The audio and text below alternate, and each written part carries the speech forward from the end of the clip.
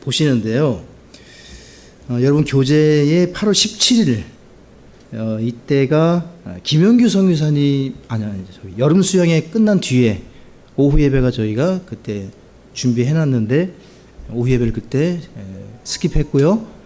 그다음에 김영규 선교사님 오실 때 이걸 하려고 했는데 원래는 선교사님이 오전만 하시겠다고 이제 일정을 통보해 주셔서 오후 예배를 준비해 놨다가 오후까지 시간이 되신다고 그래서 그날 그렇게 다 부탁을 드렸고 그렇게 해서 여러분 교재에는 17일로 나와 있을 텐데요. 저는 3주 동안 이 말씀을 조금 더 봤습니다. 감사하게도. 오늘 공부가 성경을 공부하고 연구하는데 지침이 되시면 좋겠습니다. 이제 우리가 성경을 읽고 해석하고 적용하는 데 있어서의 그 기준되는 말씀이 디모데후서 2장 15절 세대주의 신학, 저희가 믿는 종말론은 정확하게 세대주의 종말론을 믿습니다. 그래서 그 말씀의 시작점이 디모데후서 2장 15절인데요. 같이 읽습니다.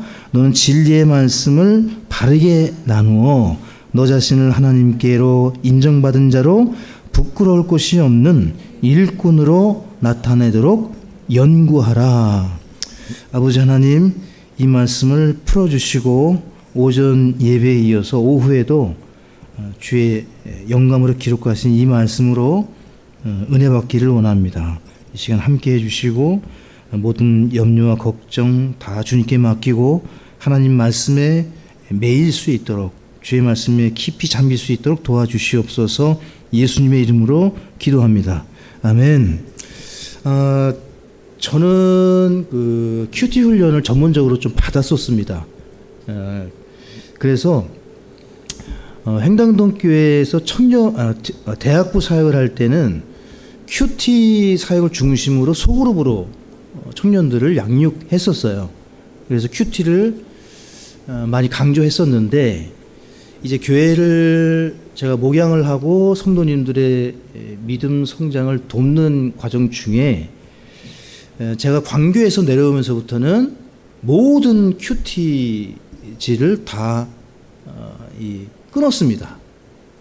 이제 거기에는 성도님들에게 그 부분에 영향을 받지 않도록 일단은 우리가 지향하고 믿는 교리가 다릅니다.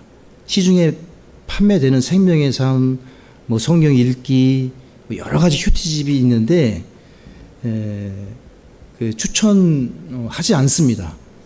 혹시 지금도 큐티집을 이용하신다면 오늘 말씀을 들으시고 생각을 조금 더 하실 수 있기를 바랍니다.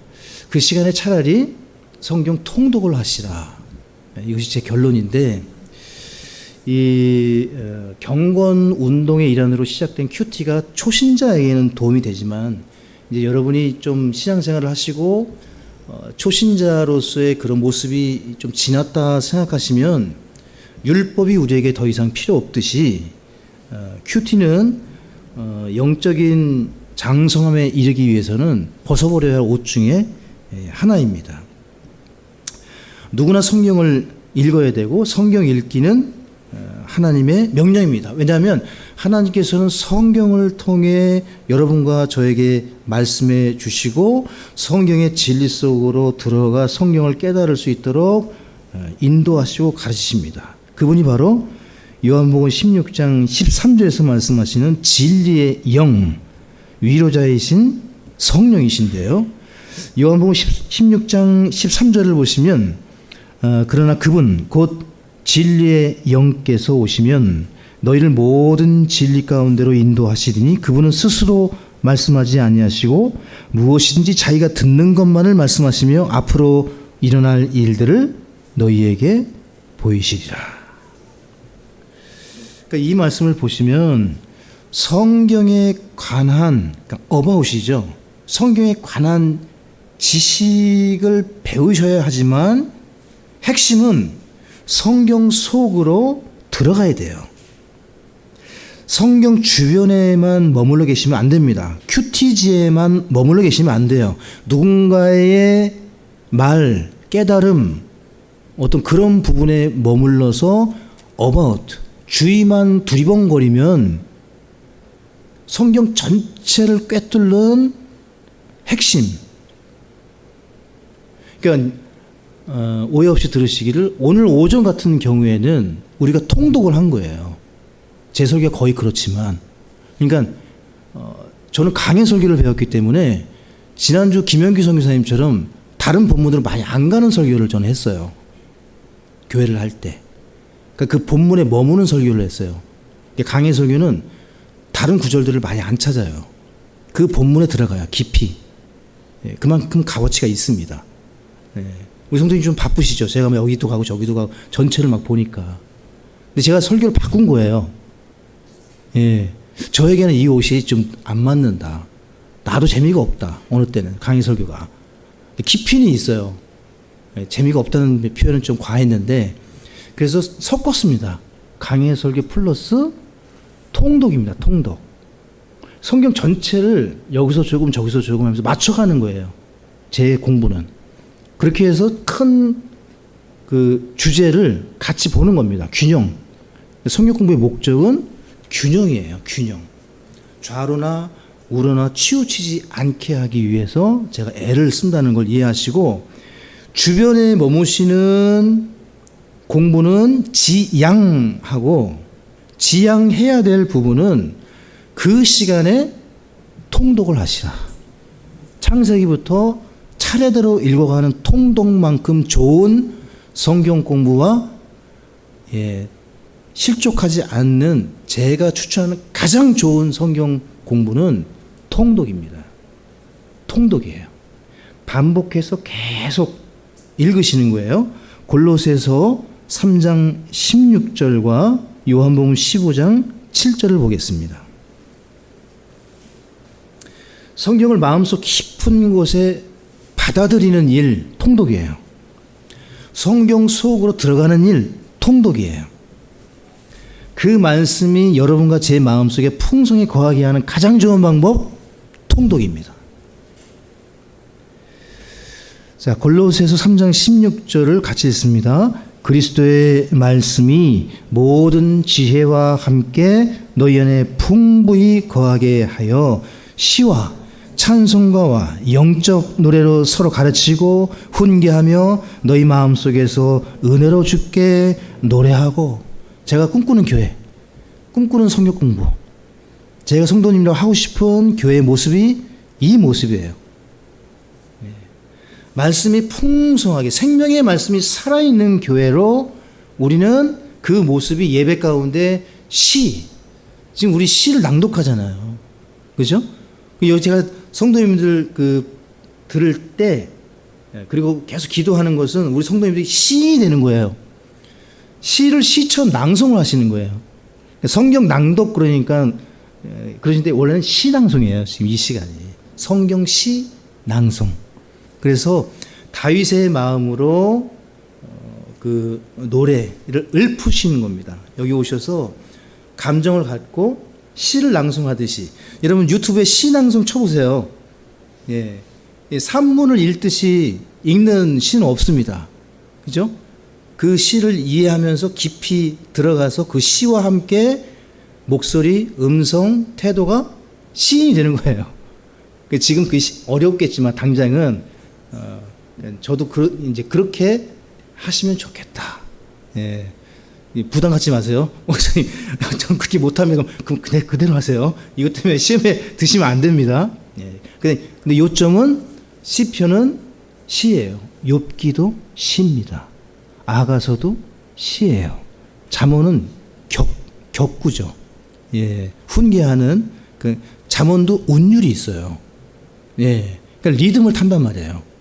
그다음에 솔로몬의 그 전도서도 시 쪽에 들어가요.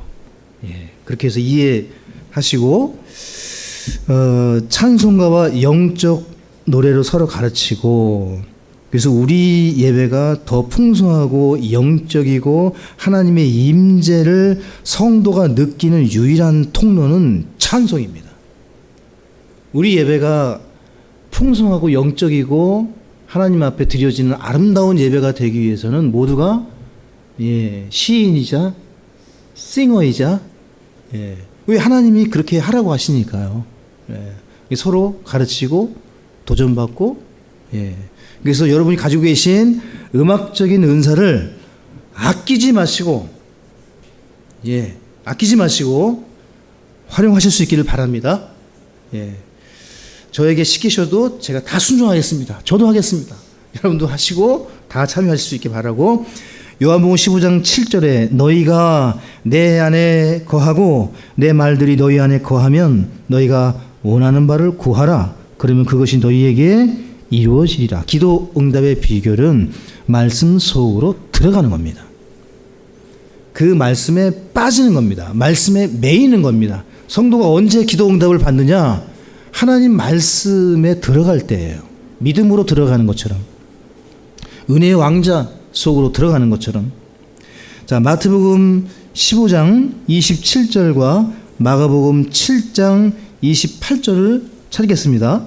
마태복음 15장 27절, 마가복음 7장 28절. 먼저 마태복음을 보시면 여러분 잘 아시는 마태복음 15장 27절에 그녀가 이르되 주여 참으로 옳소이다마는, 예수님께서 이방인에게 오시지 않고 자기 민족에게 오시고 빵을 나눠줄 수 없다 그러니까 개들도 자기 주인의 상에서 떨어지는 빵 부스러기를 먹나이다 하며 이 여인의 믿음을 크게 칭찬하셨습니다.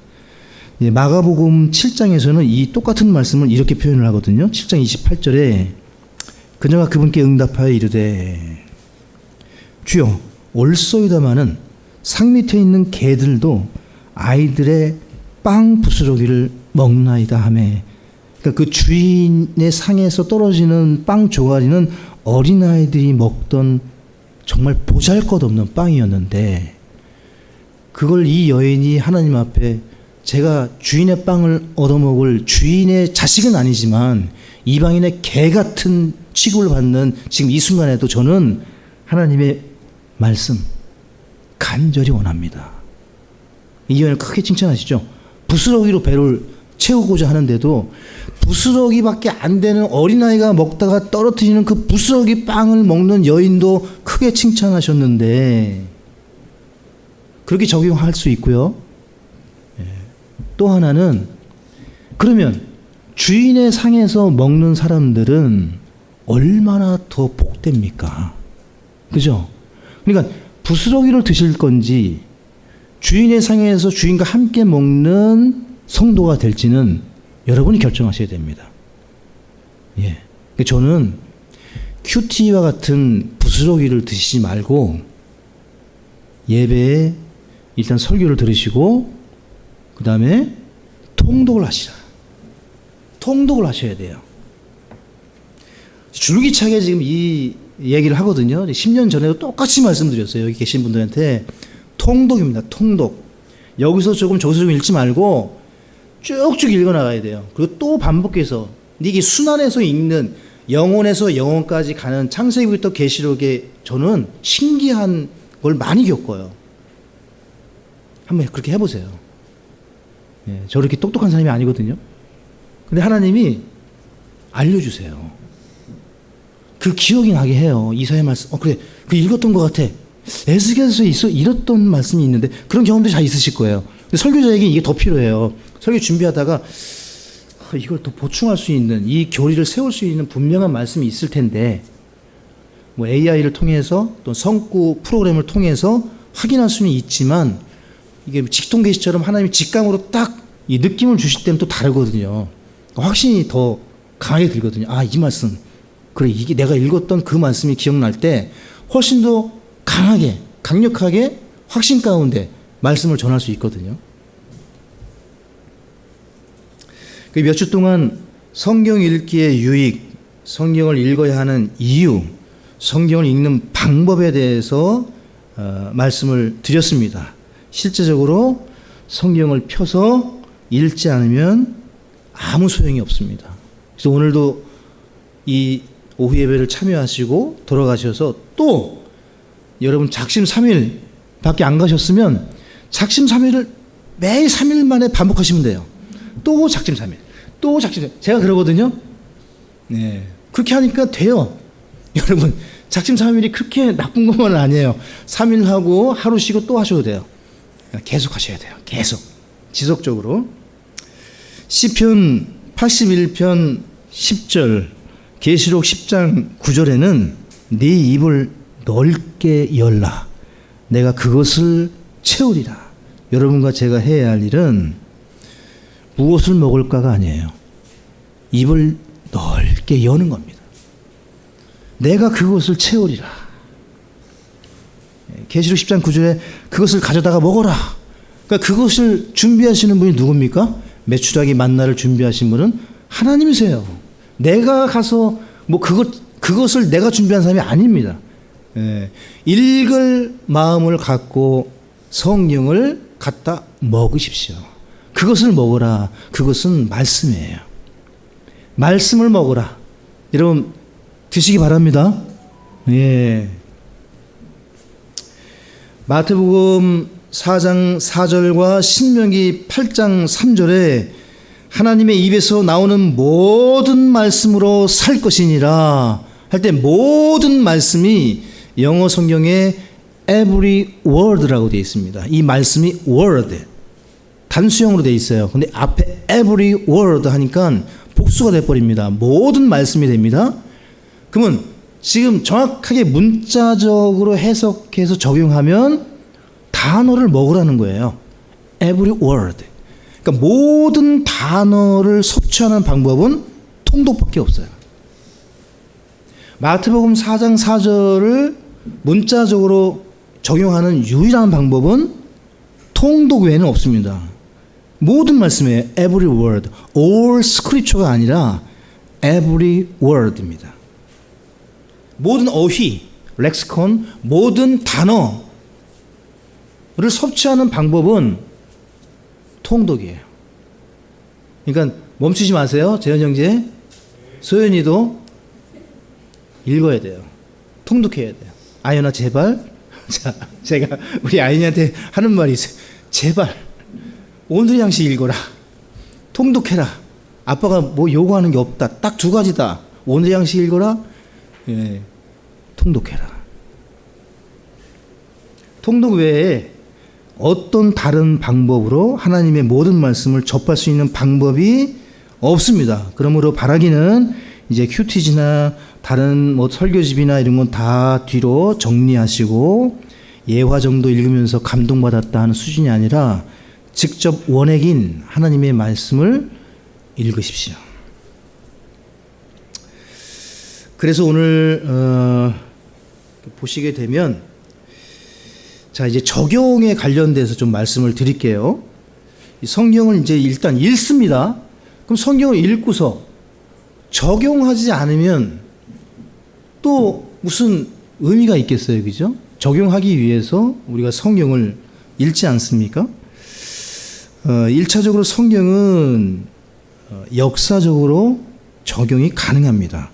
그래서 이 말씀이 역사적으로 어느 때에 해당되는 말씀이냐를 적용해서 해석하고 이제 분별을 하고 두 번째는 교리적으로 적용을 해야 합니다.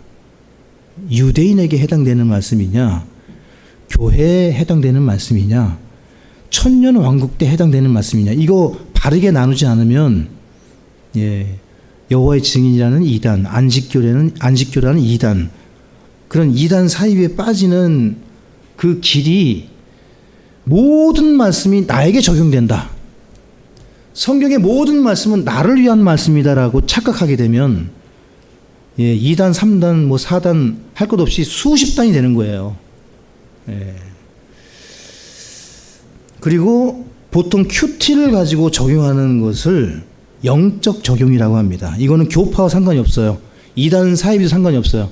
그냥 그 말씀이 나에게 교훈적으로 적용을 하는 거예요. 아브라함에게 하신 창세기 12장 1절이 그 대상은 아브라함, 1차적으로 유대인, 특별한 민족. 근데 그 말씀이 마치 내가 유대인인 것처럼 아브라함인 것처럼 나에게 이 땅, 나에게 자식 그렇게 적용할 수 없죠. 근데 교훈적으로 모든 사람에게 아브라함에게 이렇게 인도하시고 함께 하셨던 것처럼 저도 새롭게 뭐 이사하거나 또 다른 곳에 갈 때 이런 인도함과 은혜를 주소서. 이건 충분히 가능하죠. 영적으로. 그래서 역사적, 교리적, 그다음에 영적 크게 세 가지로 성경이 적용된다. 근데 성경에서 말씀하시는 이 적용, 영어로는 application, 보통 이렇게 얘기하는 이 apply, 우리가 어디 뭐 회사 인터뷰나 그 회사 들어가면 뭐 apply 한다 그러잖아요. 이렇게 접수한다고. 근데 이 단어가 성경에 딱 3번 나와요. apply라는 단어가. 적용하는 거죠. 자, 어떻게 적용되는지 그 말씀을 보시면 시편 90편 12절, 잠언 2장 2절, 잠언 22장 17절 이 세 군데에 apply라는 단어가 딱 성경에 3번 나와요. 이 apply는 적용의 뜻이 있습니다. 이렇게 이해하시고 보시면 우리가 생각하는 적용의 뜻과 하나님께서 이 단어를 쓰실 때의 의미가 좀 다르다는 겁니다. 먼저 시편 90편 12절을 보시면 그런즉 우리에게 모세의 기도네요. 우리의 날수 세는 것을 가르치사 우리가 지혜에 이르도록 우리의 마음을 쓰게 하소서. 할 때 우리의 마음을 쓰게 하소서 할 때 쓰게 하소서가 apply예요. 영어에서는. 그러니까 마음을 쓰는 것, 마음을 쏟는 것, 마음을 쏟아내는 것을 성경은 적용한다라고 얘기합니다. 그 마음을 어디에 쏟아내는 거죠? 예, 말씀이에요. 말씀. 보시죠. 잠언 2장 2절입니다.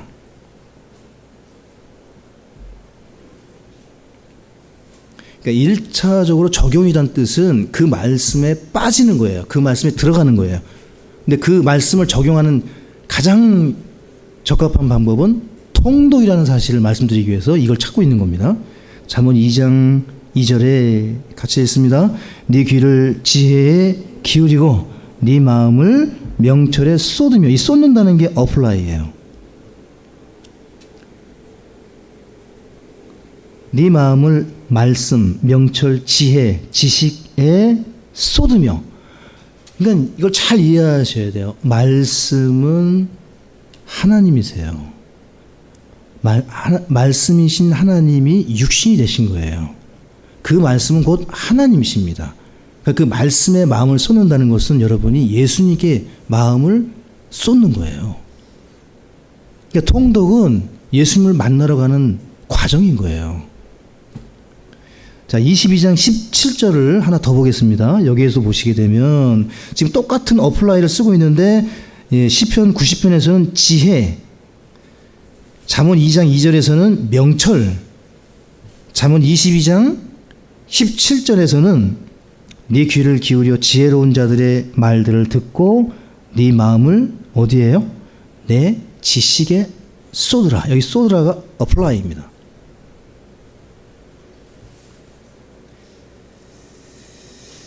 성경을 읽고 그 말씀에 마음을 쏟는 것, 이것이 적용의 1차적인 뜻입니다. 이게 안 되면 다른 적용은 더 어렵겠죠. 내가 하나님 말씀을 읽고 그 말씀에 내 마음을 두었는가? 그 말씀이 내 마음에 쌓여졌는가? 똑같은 말이에요. 표현만 다른 거지. 그 말씀에 마음을 두시고 귀를 기울이셔서 실제로 그 말씀으로 적용을 해주시는 분이 하나님이신 거예요. 말씀에 마음을 쏟으면 말씀이 나를 바꿉니다. 이것이 성경적인 적용입니다. 내가 원하는 방향대로 말씀을 적용해서 끌어다가 내 합리화를 하고 내 이론을 정립하는 것이 적용이 아니라 그 말씀에 먼저 우리가 들어가서 그 말씀이 나를 변화시키도록 하는 것. 자, 고린도 전서 2장 13절로 가겠습니다. 말씀 적용의 원칙은 내가 아니라 하나님이시다는 사실, 이것을 잊지 마십시오. 하나님이 정하십니다. 그래서 말씀을 바르게 나눠야 되고, 그 말씀에 매여야 되고, 그 말씀에 마음을 쏟아내야 됩니다. 그래서 오늘 빠지신 분들에게는 다 똑같은 말을 제가 했어요. 예. 여기 중간에 사정이 있어 또 있으신 분들에게도 오늘 설교 꼭 들으시라고 녹화하고 있으니까, 하고 있죠? 예, 녹화하고 있으니까 오늘 빠지신 분들은 다 들으시라고 그랬어요. 왜냐하면 굉장히 중요한 부분을 우리가 지금 보고 있기 때문에 그렇습니다. 고린도전서 2장 13절에 같이 있습니다. 우리가 그것들도 말하되 사람의 지혜가 가르치는 말로 하지 아니하고 성령님께서 가르치시는 말로 하나니 곧 영적인 것들을 영적인 것들과 비교하느니라. 이것이 성경 해석의 원칙 중에 하나가, 성경은 성경으로 해석한다 할 때 이 말씀을 근거로 우리가 배우거든요. 영이요 생명이신 하나님의 말씀은 하나님의 말씀으로 비교해야 돼요. 이 방법은 통독밖에 없습니다. 통독 외에는 이 말씀을 적용할 수가 없어요. 그래서 여러분, 통독입니다. 통독. 다른 거 오늘 다 잊어버리셔도 목사님이 뭘 강조하셨다고요? 통독입니다. 통독. 말씀의 마음을 쏟아내서 적용하는 가장 좋은 방법은 1차적으로 통독. 그래서 그 말씀에 마음이 빼앗기시면 정상. 그 말씀이 나를 변화시키는 것. 나를 변화시키는 것은 내가 아니라 그 말씀이 변화시키는 겁니다. 그 말씀이 따라서 용서할 수 없는 나는 그 말씀으로 인해 용서가 되고, 뭐 할 수 없는 나는 그 말씀 때문에 하게 되는 것. 그렇게 가셔야 돼요. 그게 정상이에요. 힘드셔도. 그래서 골라서 읽으면 편식을 할 수밖에 없어요. 그러면 균형 잡힌 신앙생활은 불가능합니다. 항상 자기에게 맞는 설교, 자기에게 맞는 음식 외에는 먹을 줄을 모르는 거예요. 순종이 안 돼요. 그러니까 선택적 순종만 되는 거예요. 이럴 때는. 그래서 그런 위험에서 벗어나서 무엇이든 다 감당할 수 있는 사역자가 되어야 되는데, 여러분 교재에 이제 제가 1, 2, 3, 4까지 다 한 겁니다. 이제 5번만 하고 마치면 되겠죠. 강의가 그냥 거저하는 것 같습니다. 자, 5번만 보시면 돼요. 5번. 나머지는 다 설명을 들으셨고, 자, 대상을 정확히 파악하라. 적용을 할 때, 자, 고린도전서 10장 32절을 보세요. 이게 아까 디모데후서 2장 15절 할 때 성경 해석 지침 중에 제일 첫 번째, 유대인들에게나 이방인들에게나 하나님의 교회에나 걸려 넘어지게 하는 어떤 일도 하지 말되 현재 신약 교회에 하나님은 사람을 세 부류로 분류해 놓으셨습니다.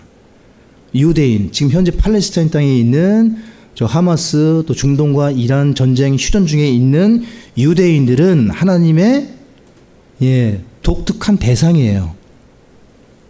두 번째가 이방인들, 그 다음에 그리스도인들입니다. 하나님의 교회, 성도로 부르심을 받은, 오전에 성경 공부하셨듯이. 그러니까 모든 하나님의 말씀은 나, 교회에 적용되는가? 아니다 이거예요. 이 말씀이 누구에게 해당되는가 분별하셔야 됩니다. 유대인, 이방인, 교회는 각각 다른 종류, 다른 부류입니다. 어느 정도 관련성이 있지만 각각 독특하게 하나님이 구분하십니다. 유대인들에게만 해당하는 말씀이 있습니다. 안식일. 대표적으로 그 말씀을 교회에 적용하는 것은 반성경적이 되는 거예요. 비성경적이 되는 겁니다. 성경을 인용한다고 해서 다 성경적인 것이 아닙니다. 바른 대상과 바른 시대에 적용할 때 그 말씀이 합당한 말씀이 되는 거예요. 우리에게 해당되지 않는 말씀을 가지고 와서 올가매면 안 됩니다. 그것은 비성경적일 뿐만 아니라 반성경적인 겁니다. 예를 들어서 출애굽기 34장 22절 한번 보시죠.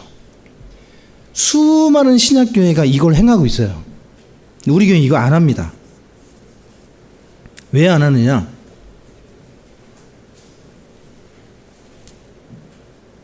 이제 내년도 뭐 봄이나 여름쯤 봄 되면 이 말씀을 하는 교회가 또 꽤 많이 생깁니다. 시골은 거의 이 말씀을 해요. 34장 22절에 너는 77절 7749 오순절입니다. 77절은 오순절이에요. 구약에서는 77절 이렇게 부르기도 했습니다. 너는 오순절 곧 밀수확의 첫 열매 명절을 지키고 한 해가 끝날 때에 수장절 장막절을 지킬지어다. 그래서 유대인들, 구약의 유대인들은 남자는 반드시 1년에 3번 예루살렘을 갔어야 돼요. 첫 번째가 유월절, 두 번째가 오순절, 세 번째가 장막절이에요. 이건 율법입니다. 그러니까 이건 지키지 않으면 어떻게 되는 거죠? 죽는 겁니다. 그러니까 오순절, 아니 유월절, 오순절, 이 수장절. 근데 개역성경에는 이 77절이 맥추절로 나와요. 맥추절. 그래서 맥추 감사예배 들어보셨죠? 젊은 분들은 못 들어봤을 거야. 이런 표현을 지금 잘 안 쓰니까. 근데 아마 시골 생활 조금 경험해 보신 분들은 그 교회마다 이제 이 오순절 절기가 되면 맥추 감사예배 들어보셨죠? 아니, 아무도 반응 안 하시네. 못 들어보신 것 같이 맥추절이 있어요. 예. 그 맥추절을 누가 지키는가? 개신교회가 지켜야 됩니까? 아니죠. 결론은 제가 질문의 의도는 이스라엘 백성이에요. 어디서 지켜야 되죠? 예. 하나님께서 택하신 곳, 성막이 있던 곳, 예루살렘. 네. 그러니까 솔로몬 이후에는 성전에서, 예루살렘에서. 그리고 여기에 관련된 말씀들 16기 16장 16절 10절을 찾아보면은 빈손으로 와서는 안 돼요.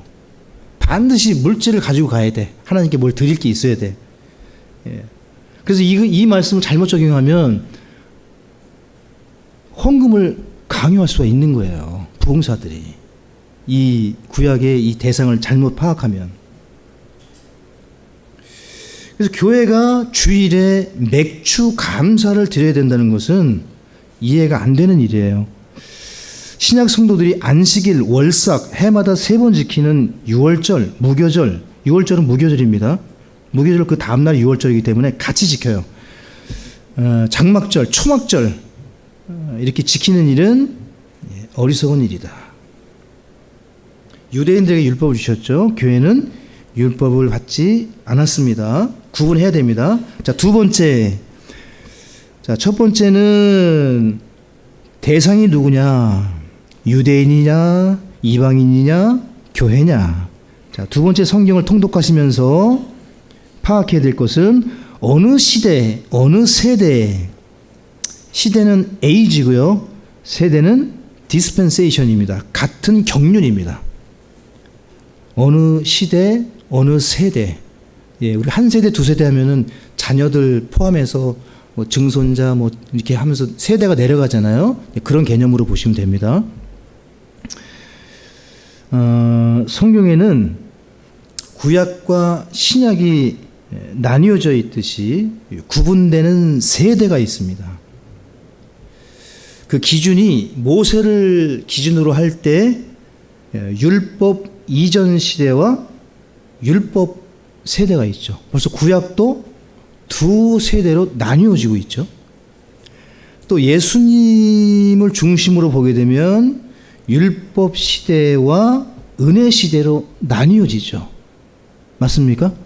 예, 율법 시대를 은혜 시대라고 부르진 않죠. 은혜가 있었지만 지금 은혜가 충만한 시대죠. 또 주님의 재림을 보면은 공중 재림과 지상 재림 그 사이에 환난 세대가 있습니다. 그러니까 세대가 나뉘어진다는 거예요. 또 환란이 지나면 천년 왕국 세대가 이루어집니다. 이 세대를 구분한다는 것은 통독을 한다는 겁니다. 통독을 해야만 이 시대 구분이 가능해요. 맞습니까? 그러니까 성경을 통독하시면 자연스럽게 어떤 사람이 되는 거죠? 세대주의자가 되는 겁니다. 성경을 통독하면 대상이 구별되고 시대가 구별되는구나. 이거는 교리를 배운다고 해서 되는 게 아니에요. 본인이 성경을 읽어야만 알게 되는 거예요. 그건 성령이, 진리의 영이 가르쳐 주시는 겁니다. 세대주의란 말은 성경에 안 나와요. 근데 왜 세대주의 신학을 믿느냐? 통독을 하면 자연스럽게 세대를 구분하게 되기 때문에. 그래서 7세대, 8세대, 여러 가지 세대를 구분하는데 신학자들마다, 교회마다, 목사들마다 다 다릅니다. 그래서 여러분에게 기본적으로 제가 믿고 있는 세대를 표로 한 장 이 뒷페이지 넘기시면 보고 계시죠? 그 세대가 7개로 지금 나누어 있는 것을 제가 믿고 있는 거예요. 자, 7세대로 나누어서 영혼에서 영혼까지 이어지고 있죠. 영혼에서 시작해서 영혼으로 끝납니다. 그러니까 계속 영원한데 그 영원 세계 속에 하나님이 세대를 구분해 놓으셨다. 이걸 정확히 나누어서 보실 수 있어야 된다. 그래서 지금 잠깐 말씀을 드리면 성경의 핵심 구분, 세대 구분, 여러분 교재는 없는데 한번 써보시면 좋을 것 같습니다. 첫 번째 부분, 성경의 첫 번째 이 구분점은 창세기 1장부터 3장까지예요. 창세기 50장에 인류 역사가 다 들어있잖아요. 특별히 앞부분 10장에 6,000년의 역사가 기록되어 있습니다. 기록이. 그래서 1장부터 3장까지는 2개의 언약이 나옵니다. 창세기 2장 16절과 17절에 에덴의 언약이 나오고요. 이건 제가 오늘의 양식 또는 다음에 교재로 다시 정리해서 드릴 텐데 오늘은 좀 들으시면서 정리를 각자 해보십시오. 자, 첫 번째 부분은 창세기 1장부터 3장까지. 자, 다 같이 한번 해보세요. 지금 공부하신다 생각하고 이것만 하고 마칠게요.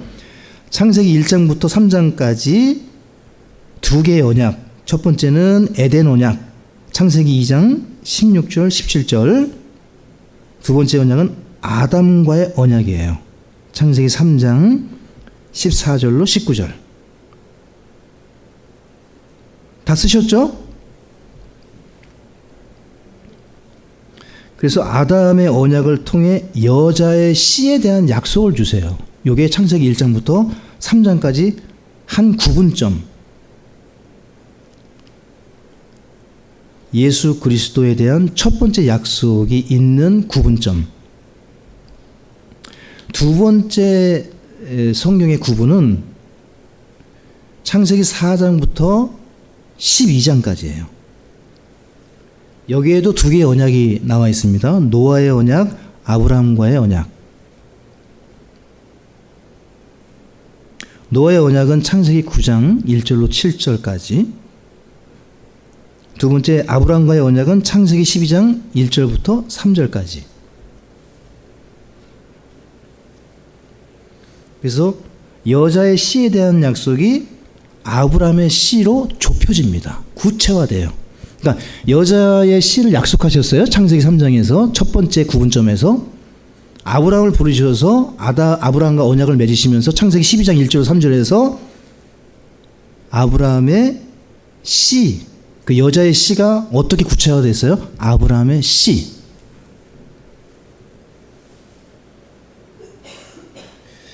그게 갈라디아서 3장 16절에 분명히 이 사실을 밝혀 놓으셨어요. 아브라함의 씨를.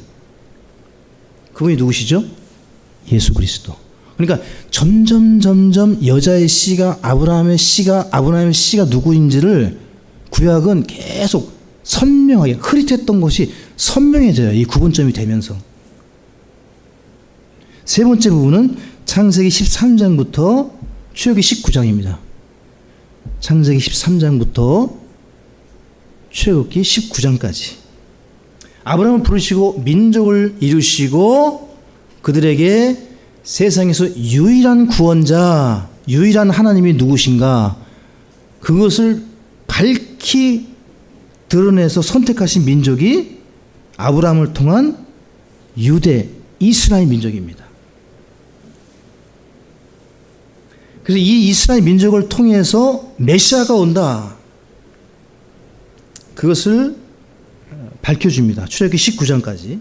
그러니까 그 출애굽을 하면서 민족이 태동하거든요. 이제 공식적으로 이스라엘이라는 민족이 태동하는 것은 출애굽 때부터예요. 출애굽. 홍해를 건너서 팔레스타인 땅에 들어가는 순간 민족 태동입니다. 민족 태동. 아브라함의 씨, 개별적인 종족, 한 민족을 선택했다면 이제 출애굽기 19장까지 뭐가 등장하는 거예요? 국가가 등장하는 거예요. 공식적인 국가, 이스라엘.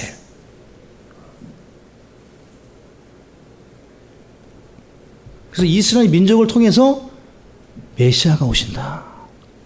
그러니까 여자의 씨, 아주 전 인류의 여자의 씨에서 아브라함이라는 그 족장, 민족을 선택하셨죠. 히브리 민족, 강을 건넌 자라는 뜻이에요. 히브르라는 뜻이. 그러면 히브리 민족에서 이제 국가 선택한 이스라엘. 그러니까 이스라엘 민족을 통해서, 국가를 통해서 메시아가 오신다. 다윗이 오신다는 겁니다. 그걸 이제 19장까지 보이고, 네 번째 부분은 출애굽기 20장부터 마태복음 26장까지입니다. 이때가 이제 율법입니다. 율법 시대. 모세와의 언약. 이걸 모세의 언약이라고 불러요. 출애굽기 20장부터 마태복음 26장. 예수님이 돌아가시기 바로 직전까지. 예수님이 죽으셔야 사실은 신약 시대가 본격적으로 열리는 거거든요. 왜냐하면 유언이기 때문에 죽어야 효력을 발휘해요. 그래서 마태복음은 과도기라고 보통 불러요. 유대 율법 시대에서 교회 시대로 넘어가는 중간 과도기가 마태복음이에요. 그래서 이제 이제 율법의 역할을 갈라디아서 3장 24절에서 죄를 깨닫게 하고 그리스도께로 인도하는 훈육 선생의 역할을 마태복음 26장까지 율법 시대의 목적을 주신 거예요. 예. 로마서 우리 3장 20절을 좀 보겠습니다. 우리 복습을 하는 의미에서. 자, 잠깐. 예. 예, 여기 저를 좀 보세요. 정신을 좀 차리셔야 됩니다. 이제 거의 지금 쓰러지실 지경이에요. 제가 이거를 정리해서 도표를 만들었어야 되는데, 예, 저로 인해서 지금 다 쓰러지기 전이기 때문에, 자, 왼쪽에 있는 분들을 안마해 주세요. 꼬잡지 마시고, 예, 우리 아연이가 제가 정신 차릴 때 저를 꼬잡거든요. 제가 아주 힘듭니다. 꼬잡으면. 그래서 안마를 좀 해주시고, 이번에는 반대로 해주시고, 조금만 참으시면 돼요. 4, 5, 6, 7까지 하면 되니까 우리가 지금 3개 남았어요. 3개. 자, 3개 남았어요. 근데 이게 지금 저희가 믿는 신학, 제가 신학교에서 성경 해석학을 가르치는데 성경 해석학 첫째 시간에 하는 내용 중에 하나예요. 이걸 가르쳐요. 세대를 가르쳐서 해석을 해야 되니까 성경을 어떻게 해석하고 적용해야 될 것인가, 성경 해석학의 그 부분도 지금 같이 보고 있습니다. 자, 여러분 로마서 3장 20절을 보시면 제가 여러 번 말씀드렸던 부분이기도 한데요. 그러므로 율법의 행위들로는 어떤 육체도 그분의 눈앞에서 의롭다고 인정받을 수 없나니 율법에 의해서는 죄를 깨닫게, 죄를 알게. 그러니까 마태복음 26장까지 그 율법 시대를 통해서 때가 참에 충만한 때에 예수님이 오셨잖아요. 맞습니까? 여자에게서 나에게 하셨잖아요. 여자의 씨, 아브라함의 씨. 예? 이 구체화되면서 그분이 민족을 통해서, 다윗을 통해서 오셨단 말이에요. 유다 지파를 통해서. 근데 그 율법을 주신 이유가 뭐냐 이거죠. 죄를 깨닫게 해서, 그럼 죄를 깨닫고 어떻게 하라고요? 그게 갈라디아서 3장 24절이에요.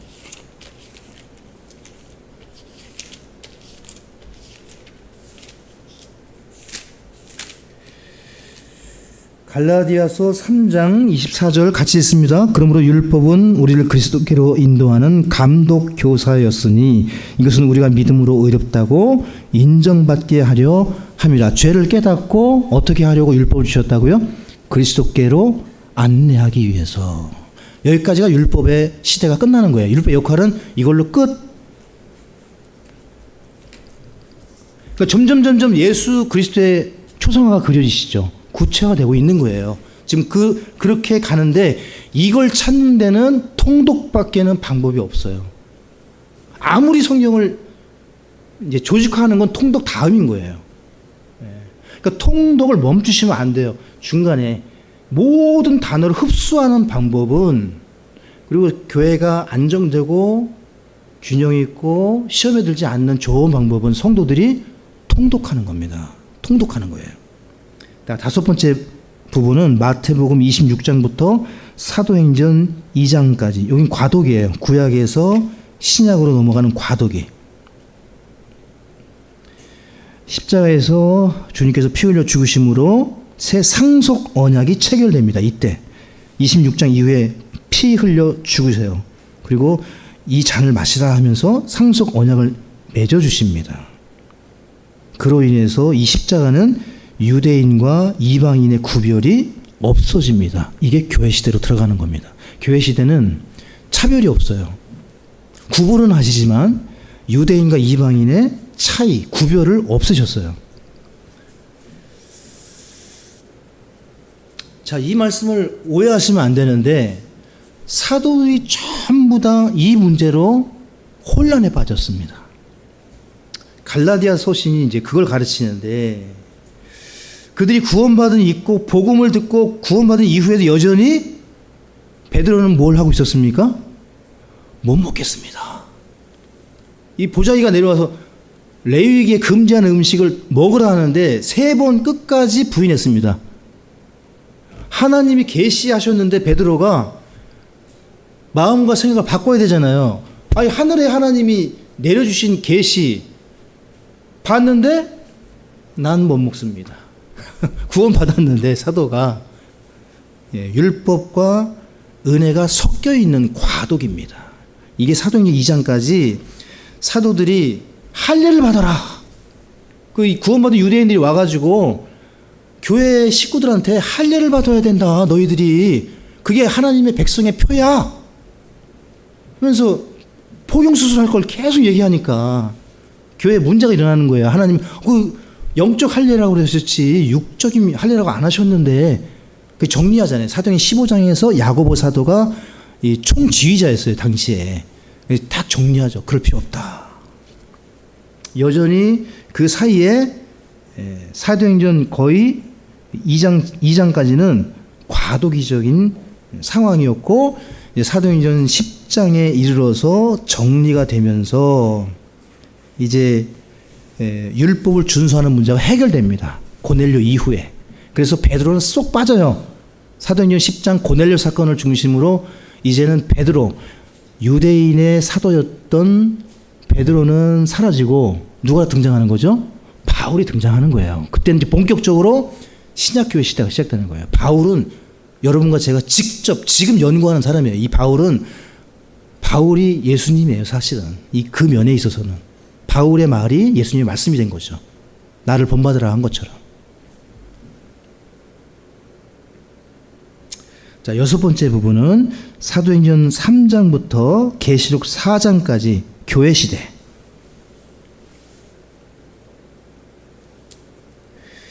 예수님 부활 승천하신 후에 성령이 임하고 교회가 형성되었습니다. 그리스도의 몸이 형성되었습니다.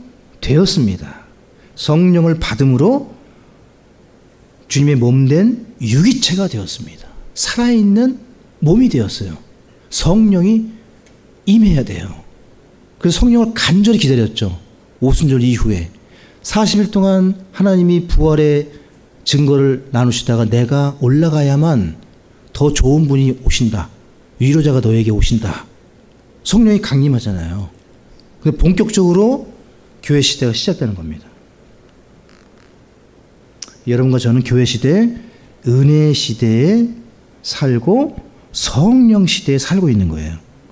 자, 이제 7번째 부분은 계시록 5장부터 19장. 요한계시록 4장이 되면 휴거가 나와요. 요한계시록 4장에 교회를 불러 올리세요. 끌어올려 가세요. 교회가 사라져. 여러분과 제가 그토록 꿈꾸는 부활, 휴거. 하나님이 캡처, 랩처 하시는 거예요. 탁 찍어서 올리는 거예요. 눈 깜짝할 순간에 나팔소리와 함께 싹 끌어가면 교회가 지상에 있습니까? 없습니까? 없죠. 우리는 공중에서 혼인잔치를 벌이고 지상에는 환란이 시작되는 거예요. 7년 환란. 7년 환란. 그래서 7번째 부분은 요한계시록 5장부터 19장까지 이 기간이 다니엘의 70번째 한 주가 되는 겁니다. 즉 7년 환란. 그게 요한계시록 5장부터 19장까지의 내용이에요. 그러니까 그 말씀을 가지고 교회 시대에 적용하면 어떻게 되는 겁니까? 구원을 잃어버릴 수 있는 거예요. 환란 시대에 해당되는 말씀을 끌어와 가지고 교리적으로 적용하면 이만희가 되는 거예요. 흰말 탄 자는 예수님이지 이만희가 아니에요. 네. 그러니까 계시록에 해당도 교회에 적용할 수 없는 말씀을 끌어다가 성도들을 미혹하는 거죠. 네. 야곱의 고난의 때가 다니엘의 70번째 주, 7년 환란, 그 후 3년 반이 대환란입니다. 자, 이해가 안 되시는 분들은 나중에 한번 더 들으세요. 지금 잘 따라오시는 분들은 아주 잘 따라오시는 거예요. 계속 명확하게 선명하게 구분을 하시고, 이때 이스라엘의 민족적 회심과 구원이 이때 일어나는 거예요. 환란 시대 때 14만 4천을 통해서 민족적인 교리적인 부분은 환란 시대의 예언이 성취됩니다. 예. 마지막 8번째는 요한계시록 20장부터 24장까지 다윗의 왕 예수님 어린 양께서 땅에서 그 왕자 위에 앉아 다스리시는 시대, 천년왕국입니다. 계시록 20장 1절로 6절에 천년이라는 단어가 6번 나옵니다. 그것을 정리한 표가 여러분에게 지금 드린 이 표예요. 이걸 제가 지금 말로 설명한 겁니다. 이해되셨죠? 오늘 여기까지 하고 나머지 부분은 제가 제 능력으로 30분을 해야 될 것 같아요. 모두가 다 쓰러지실 것 같아서 오늘은 여기까지 시대 구분까지만 하고 다음 주에 성경책 여기 넣어놓으시고 가져오세요. 다음 주에 추가로 이 부분 다루고 조금 더 다른 걸 다루도록 하겠습니다. 괜찮으시겠죠? 네. 자, 여기 이제 마무리합니다. 저를 좀 보세요. 성경을 우리가 지금 시대별로, 세대별로 8 부분을 구분해서 나누어 봤어요. 이게 우리가 믿는 세대주의예요. 예. 그 세대주의 성경 해석. 그래서 우리처럼 믿는 사람들이 침례교도, 현재 미국의 대부분의 교회들, 예.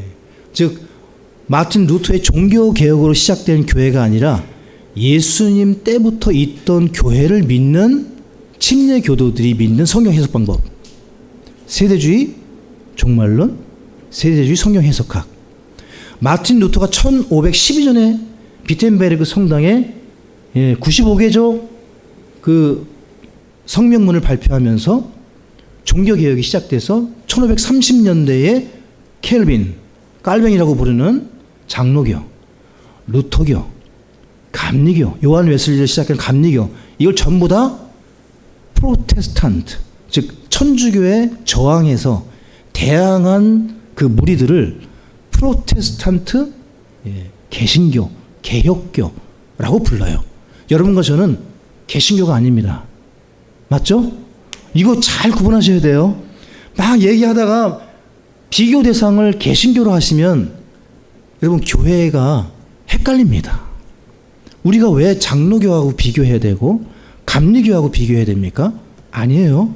시작이 달라요. 우리는. 예, 거기는 사람, 창시자가 사람이에요. 우린 창시자가 사람이 없어요. 예, 예수님이 시작이에요. 우리가.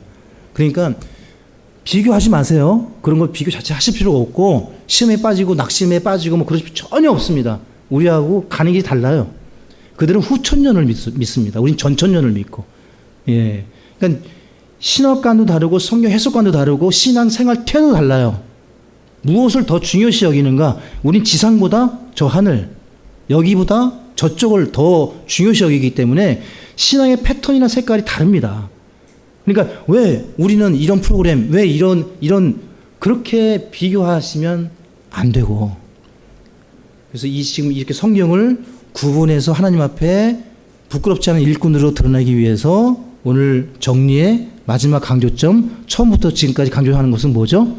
통독. 기도하겠습니다. 아버지 하나님 감사합니다.